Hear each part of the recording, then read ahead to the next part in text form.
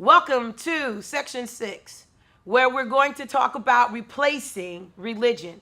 And we chose today to have this conversation of this cipher on a church pew.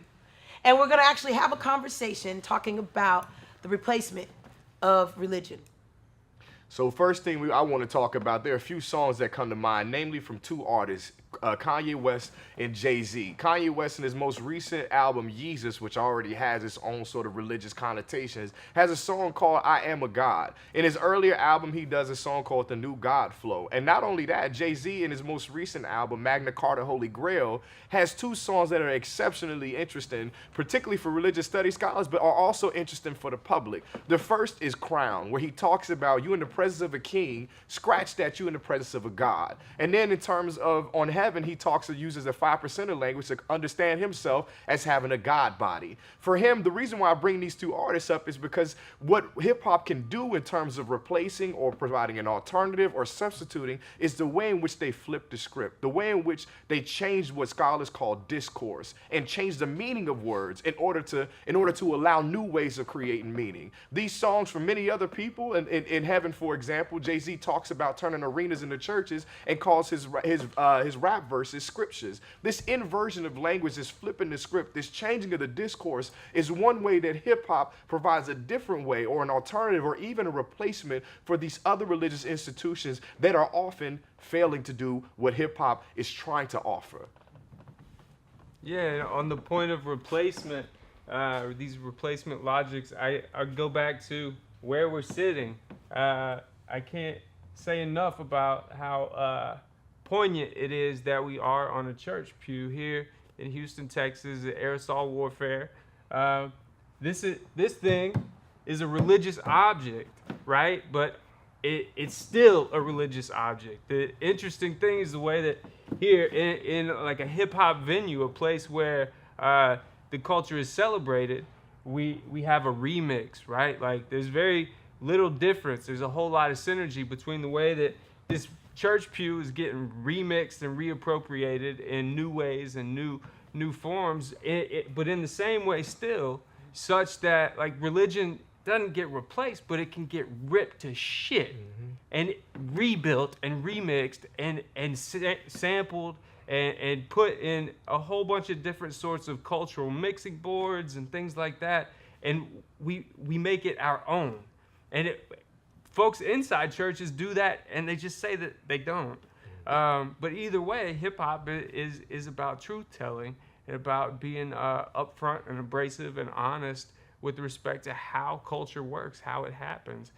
Whether it knows that it's honest in that way or not is beside the point. The fact is it hinges on a certain kind of cultural honesty and braggadocio that is useful in a way that I don't think traditional forms of religion really cut it. So I'm happy to be sitting on this church pew, ripping out the best parts of religion and keeping those and getting rid of the rest.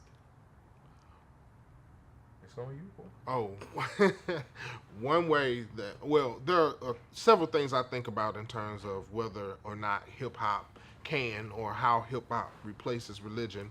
One is when KRS-One created the hip hop gospel, and it's sort of like a Bible for people who consider themselves real hip hoppers, and it's organized into overstandings or rules to live your life by morally, rules that you need to create meaning and be in good standing within the hip hop community, so on and so forth. And I think the creation of documents like that and doctrines and so on for hip hoppers points to a possible institutionalization of the religion. Another thing is hip hop churches are popping up around the country. And what does that mean for hip hop to be institutionalized to the point where it is another religion?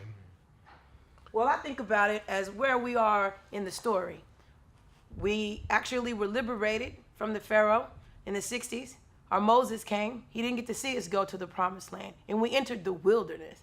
And when we entered the wilderness, we actually had to sit down and actually think about it, have a conversation about how this life and how this thing was going to get played out.